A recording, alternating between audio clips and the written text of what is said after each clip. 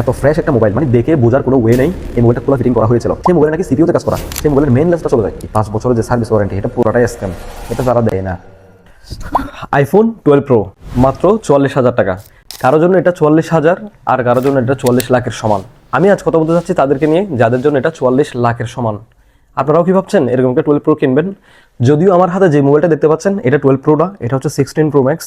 আজ আমি আপনাদের শেয়ার করতে যাচ্ছি, আপনারা যারা আমার মতনই সেকেন্ড হ্যান্ড একটা আইফোন কিনতে যাচ্ছেন, তাও আবার দোকান থেকে, তাদেরকে আমার আইফোন 12 প্রো কেনার একটা এক্সপিরিয়েন্স শেয়ার করতে যাচ্ছি। আপনারা যারা আমার পুরাতন ভিউয়ার্স আছেন তারা জানেন আমি এরকম একটা সেকেন্ড হ্যান্ড আইফোন 12 প্রো কিনেছিলাম দোকান থেকে। কেনার পর সেই মোবাইলটা কিছুদিন পর নষ্ট হয়ে যায়, অর্থাৎ 1 মাস 3 দিন পর নষ্ট হয়ে যায়। নষ্ট হয়ে যাওয়ার পর দোকানে গিয়ে আমি অনেক ঝামেলা পোহাতে হয়েছে, আমাকে অনেক কিছু শিকার হতে হয়েছে। সো আমি আজ আপনাদের সাথে আলোচনা করব আমার মোবাইল কেনার এক্সপিরিয়েন্সটা কেমন ছিল এবং দোকানের মানুষজন আমার সাথে কিরকম বিহেভ করেছে। সো আমি কোনো দোকান কিংবা কারো উদ্দেশ্য করে এটা বলছি না, ম্যাক্সিমামই বাংলাদেশে এরকম ঘটনাই ঘটে থাকে, আমার সাথে যা ঘটেছে তাই। সো আমি আজকে আপনাদের সাথে এগুলোই আলোচনা করব। তবে চলেন শুরু করা যাক। একদম শুরু থেকে আমার সাথে কি কি ঘটেছে সবকিছু শুরু থেকে বলি আপনাদের। দেখেন, আপনাকে একটা কথা মানতেই হবে, বাংলাদেশের মধ্যে অ্যাপেলের কোনো অথরাইজড অ্যাপেল স্টোর কিংবা অ্যাপেলের কোনো শপ নেই। যা আছে সবগুলো হচ্ছে এমনিতে লোকাল। সো আমাদের বাংলাদেশের মধ্যে যে আইফোনগুলো হচ্ছে আমরা কিনে থাকি বা দোকানে পাওয়া যায়, এগুলো কোনো না কোনো দেশ থেকে ইম্পোর্ট করে আনা হয়। এক্ষেত্রে আমি আপনাদের একটা বাস্তবতা বলে দিই, বাংলাদেশের মধ্যে যে মোবাইলগুলো ইম্পোর্ট করে আনা হয় কিংবা বাংলাদেশে প্রবেশ করে, তার একটা বড় অংশ হচ্ছে নষ্ট মোবাইল। বাহিরের দেশে যে মোবাইলগুলো নানা ধরনের পার্টস হচ্ছে নষ্ট হয়ে গেছে, সেগুলো হচ্ছে ঠিকঠাক করে বাংলাদেশের মতো আমি নিজে শিকার হয়েছি এবং আমি অনেক দোকানের সাথে কথা বলেছি এবং আমার বেশ কয়েকটা ছোট ভাই কিছু দোকানের মধ্যে জব করতো, আমি তাদের কাছ থেকে জিজ্ঞেস করেও জানতে পেরেছি আসলে ব্যাপারটা সত্য। আমার কাছে কিছু ভয়েস কিংবা স্ক্রিনশটও রয়েছে, দোকানে জব করা কয়েকটা আমার ছোট ভাই আমাকে কথাগুলো বলেছে, ওগুলো আমি দিতে চাচ্ছি না, ওগুলো নিয়ে আমি কথা বলবো না। আমি অনেস্ট কথাটা বলি, আজ থেকে 2 মাস আগে একটা আইফোন 12 প্রো কিনেছি অনেক কষ্টের টাকা দিয়ে। আমি বোঝাতে পারবো না আমি কত কষ্টের টাকা দিয়ে সেই মোবাইলটা কিনেছিলাম। মানে এমন না যে আমার বাড়ি থেকে টাকা দিবে আমি ওগুলো দিয়ে কিনবো, এমন না, আমার নিজের কষ্টের টাকা দিয়ে আমি কিনেছিলাম মোবাইলটা কেনার আমি 1 মাস 3 দিন পরে আমার মোবাইলটা হচ্ছে নষ্ট হয়ে যায়, যার কারণে এতদিন আপনাদেরকে ভিডিও দিতে না পারা। আমি আপনাদের একদম শুরু থেকে বলি, মোবাইলটা নেওয়ার পর যেহেতু আমার 7 দিনের একটা রিপ্লেসমেন্ট গ্যারান্টি ছিল, তো আমি ভাবছিলাম যে 7 দিন আমাকে খুব ভালোভাবে ইউজ করতে হবে, কোনো সমস্যা দেখতে পেলে যাতে আমি তাদেরকে দেখাইতে পারি। এখন আমি আপনাদের ভিডিও বানানোর সময় কিংবা অন্যান্য কাজের মধ্যে দেখছি মোবাইলটা অনেক বেশি ল্যাগ দিচ্ছিল, তো ভাবছিলাম হয়তো অনেকদিন পরে আসে, ওই জন্য হয়তো একটু ল্যাগিং দিচ্ছে। তারপর আমি তাদের সাথে গিয়ে দেখা করে বলি, ভাই আমার এরকম এরকম সমস্যা। বিশেষ করে এটা ভিডিও রেন্ডারিং যখন করতে হয়, মানে আমি যখন ভিডিও ক্যাপকাটের মধ্যে যখন আমি ভিডিও প্রসেসিং করতে দিই, তখন দেখতে পাচ্ছিলাম মোবাইলটা অনেক বেশি হিট জেনারেট করতো, তারপরে হচ্ছে মোবাইলটা অনেক বেশি স্লো হয়ে যেত। আমি একটা 6S প্লাসের সাথে কম্প্যারিজন করে দেখেছিলাম যে ওই 6S প্লাসের মধ্যে যে ভিডিওটা ইনপুট হতো আপনার 40 সেকেন্ড লাগে, ওটা এখানে 5 মিনিটের বেশি লাগতেছে। আমি ওটা ওদেরকে গিয়ে জানানোর পর ওরা বলতেছে হয়তো মোবাইলটা অনেকদিন ধরে পড়েছিল, এখন স্টার্ট করেছেন, আরও কিছুদিন চালান, কোনো সমস্যা হলে আমরা আপনাকে এই মোবাইলটা আবার রিপ্লেস করে দিব। এরকম বলার পর আমিও ভাবছি আচ্ছা যাই, দেখি এটা ঠিক হয় নাই। 7 দিন পূরণ হয়ে গিয়েছে, এটা রিপ্লেসমেন্ট আর পাওয়ার কোনো অপশনই নাই। আমি চলে আসার পর আমি সিম্পলি এটা ইউজ করতে থাকি। ইউজ করার পর 1 মাস 3 দিন পর ঘটে আমার সাথে এই সমস্যাটা। আচ্ছা, তার আগে বলে দিই, আমি এই মোবাইলটা হচ্ছে চট্টগ্রামের একটা বড় শপিং মল থেকে নিয়েছি। শপিং মলের নামও নিব না আর দোকানের নামও নিব না, তাদের আমি ক্ষতি করতে চাই না কিংবা তাদের কোনো সমস্যা হোক সেটা আমি চাই না।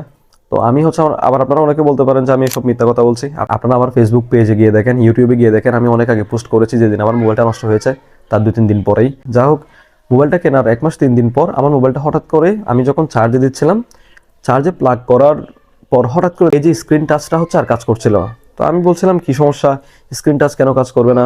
চার্জে দিচ্ছিলাম, চার্জ হচ্ছিল, সব কিছু ঠিকঠাক। ইভেন আমার মোবাইলের ইন্টারনেট থেকে শুরু করে সব কিছু ঠিক ছিল। আমার মোবাইলে আমি যখন চার্জে দিচ্ছিলাম তখন হচ্ছে ইন্টারনেট অন ছিল, নেটওয়ার্ক তো অবশ্যই অন ছিল। আমি স্টিল মোবাইলটা এরকম স্ক্রিন টাচ কাজ না করা অবস্থাতেই আমি কল আসছিল, তারপর হচ্ছে হোয়াটসঅ্যাপে অনেকে কল দিচ্ছিল, ফেসবুকের নোটিফিকেশন দেখতে পাচ্ছিলাম, ফেস আইডি কাজ করতেছিল, সব কিছু হচ্ছে এভরিথিং সব কিছু ঠিক ছিল। কিন্তু দেখতে পাচ্ছি মোবাইল হচ্ছে স্ক্রিনটা কাজ করতেছে না। দেন আমি সকাল সকাল ঘুম থেকে উঠে মোবাইলটা নিয়ে তাদের শপে চলে যাই। এখন তারা আমাকে বলে এই মোবাইলটা হচ্ছে খুলতে হবে, ওই জন্য তাদের ল্যাবে পাঠানো হয় আমাকে। তো আমি বললাম ভাই ল্যাবে যাবো, ঠিক আছে, আপনারা তো বলছিলেন এটার 5 বছরের সার্ভিস ওয়ারেন্টি আছে, তো এখন কি করা যায়? এখন তারা আমাকে বলতেছে কি এটার কোনো পার্টস যদি চেঞ্জ করতে হয় তাহলে পার্টসটা আমাকে দিতে হবে, আর এটার পার্টসটা লাগানো কিংবা সার্ভিসের যে কাজটা ওই কাজের কস্ট ওরা দিবে। এটা আগে থেকেও বলা হয়েছিল। আসলে ভাই বিশ্বাস করেন, এটা বড় একটা স্ক্যাম। তারা কোনো ধরনের আপনার সার্ভিস ওয়ারেন্টি দেয় না, ওটাও আপনার কাছ থেকে নাই। এটারও আমি প্রমাণ পেয়েছি সেই দিনই। তারা আমাকে একটা ল্যাবের মধ্যে পাঠায়, আমি সেই ল্যাবের মধ্যে যাই। যাওয়ার পর তারা বলে যে আমার এই মোবাইল খুলতে হবে, ওই জিনিসটা ঠিক করতে নাকি 5,000 টাকা খরচ হবে, তারা বললো আমাকে এরকম। তা আমি বলি 5,000 টাকা এটা তো অনেক বেশি বড় অ্যামাউন্ট, কারণ আমার মোবাইল নিতেই কষ্ট হয়ে গিয়েছিল, আমি এই মোবাইলটা নিতেই আমার সব টাকা শেষ হয়ে গিয়েছিল। তার মধ্যে আবার 1 মাস 3 দিন পরে যদি আমাকে আবার এখানে 5,000 টাকা দিতে হয়, এটার প্রাইস আমি 44,000 টাকা দিয়ে নিয়েছিলাম, ওই 5,000 টাকা সহ প্রায় 50,000 টাকার কাছাকাছি চলে আসতেছে, 1,000 টাকা কম 50,000 টাকা। তো আমি একটা 12 প্রোতে এত টাকা কেন ইনভেস্ট করবো? তারপর আমি বলতেছি আচ্ছা ঠিক আছে, ঠিক করে দেন। এখন ভাই বিশ্বাস করেন, মোবাইলটা খোলার পরপরই সে মেকানিক আমাকে বলে দেয় এই মোবাইলের মধ্যে সিপিইউতে এর আগেও কাজ করা হয়েছে। এত ফ্রেশ একটা মোবাইল, মানে দেখে বোঝার কোনো ওয়ে নেই এই মোবাইলটা খোলা ফিটিং করা হয়েছিল। আমি এক্সপার্টদের নিয়ে গিয়ে মোবাইলটা চেক করেছিলাম। বিশ্বাস করেন ভাই, এটা এত বেশি ফ্রেশ একটা মোবাইল ছিল যে মোবাইলটা খোলা ফিটিং হয়েছে বললে আপনি বিশ্বাস করবেন না। সে মোবাইলে নাকি সিপিইউতে কাজ করা। ভেঙে পড়লাম আমি। যা হোক, সিপিইউতে কাজ করা বলার পর আমি বলতেছি ঠিক আছে দেখেন ঠিক করা যায় কিনা। ভাই তারা মোবাইলটা 30 মিনিটের মধ্যে আমার ডিসপ্লেটা ঠিক করে দিয়েছে। এই যে ডিসপ্লে, এই ডিসপ্লেটা হচ্ছে তারা 30 মিনিটের মধ্যে আমাকে ঠিক করে দিয়েছে, কিন্তু ডিসপ্লে ঠিক হওয়া মাত্র আমার নেটওয়ার্ক কাছে চলে যায়। নেটওয়ার্ক কাছে চলে যাওয়ার পর তারা প্রায় 1 ঘন্টা চেষ্টা করার পর আবার দেখি আমার নেটওয়ার্ক কাছে ঠিক হয়ে গেছে, কিন্তু মেন লেন্সটা চলে গেছে।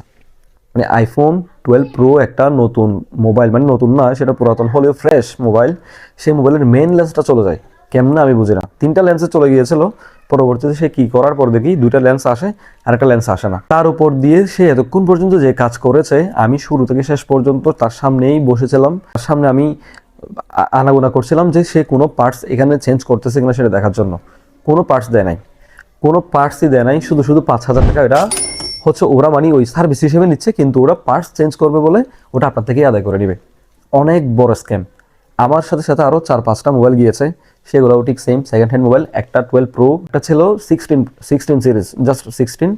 আরও কয়েকটা 13 প্রো দেখেছি, আমি কয়েকটা মোবাইল দেখেছি, সবগুলোই ওরকম কেনার 1 মাস 3 দিন পর, কেনার 1 মাসও হয় না এরকম মোবাইল, কেনার পর 2 সপ্তাহ পর এরকম গিয়েছে এরকম মোবাইল।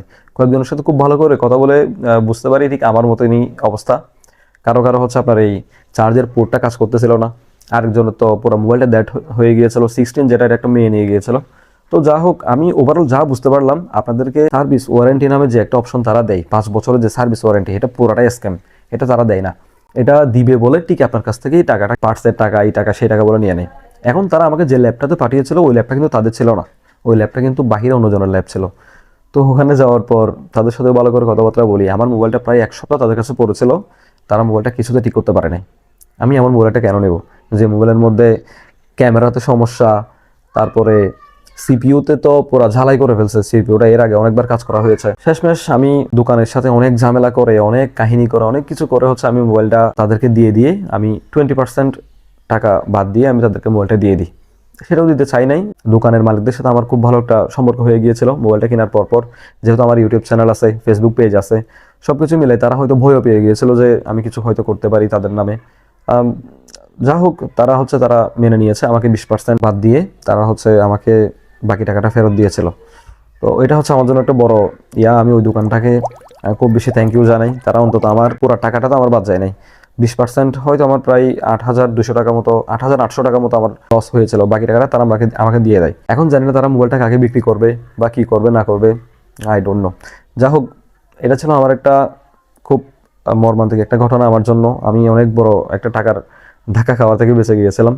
8,000 টাকাও অনেক টাকা, 8,000 টাকাও অনেক টাকা। যা হোক, আপনারা যারা সেকেন্ড হ্যান্ড মোবাইল কিনতে চাচ্ছেন, আমি তাদের উদ্দেশ্যে কিছু কথা বলি। সেকেন্ড হ্যান্ড মোবাইল কেনার আগে দোকানের সাথে কথা বলে নেবেন। যেমন আমি ব্যাটারি হেলথের সম্পর্কে তাদেরকে সাইন করে নিয়েছিলাম যে যদি মোবাইল নেওয়ার 1 মাসের মধ্যে 3%-এর বেশি যদি ব্যাটারি হেলথ কমে, তাহলে আমি পুরো মোবাইলটা দিয়ে দেবো। তারা মেনেও নিয়েছিল। আপনারা এরকম ডিল করে মোবাইলটা নেবেন। আর মোবাইল নেওয়ার সময় আমি বলবো সেকেন্ড হ্যান্ড মোবাইল না নেওয়াই উচিত। 14 সিরিজের নিচে কোনো মোবাইলই নেবেন না, আইফোন সিরিজের। এটা আমার পরামর্শ। মোবাইল নেওয়ার আগে অবশ্যই পরিচিত কার কাছ থেকে নেবেন, বিশ্বস্ত কার কাছ থেকে নেবেন। আমার মতো যাতে আপনারাও এরকম স্ক্যামের শিকার না হন, তাই আমি বলে দিচ্ছি। আর আমি এখন একটা আইফোন 16 প্রো ম্যাক্স নিয়েছি, তো এখন থেকে আপনারা রেগুলার ভিডিও পাবেন। আর আমার এই মোবাইল 16 প্রো ম্যাক্স এটা কেমন দিচ্ছে, এই ভিডিওটা যদি আপনারা দেখতে চান, তাহলে আমি এই ভিডিও শেষে এই অংশে দিয়ে দিব আমার এই মোবাইলটা কেমন চলছে বা এটার পারফরমেন্স সম্পর্কে যে ভিডিওটা বানিয়েছি ওটা। আর আমার ওই অ্যাক্সেস, মানে আমি আমার একটা আইফোন অ্যাক্সেসের ব্যাটারি চেঞ্জ করে দেখিয়েছিলাম, যেটা চেঞ্জ করার পর কেমন চলছে না চলছে সেটা নিয়ে একটা ভিডিও করেছি। ওই ভিডিওটা এই প্রান্তে দেখবেন, তাহলে এই ভিডিওটা পাবেন এই প্রান্তে, অ্যাক্সেসের ভিডিও কেমন চলছে ওই ভিডিওটা পাবেন এই প্রান্তে। সো ভিডিও ভালো লাগলে অবশ্যই লাইক করে দিবেন এবং সাবস্ক্রাইব করতে বলবেন না। আজ এ পর্যন্ত, দেখা হবে আবার নতুন কোনো ইন্টারেস্টিং ভিডিও নিয়ে। মোবাইল কেনার আগে ভালোভাবে ভেবে চিন্তে নেবেন। আসসালামু আলাইকুম।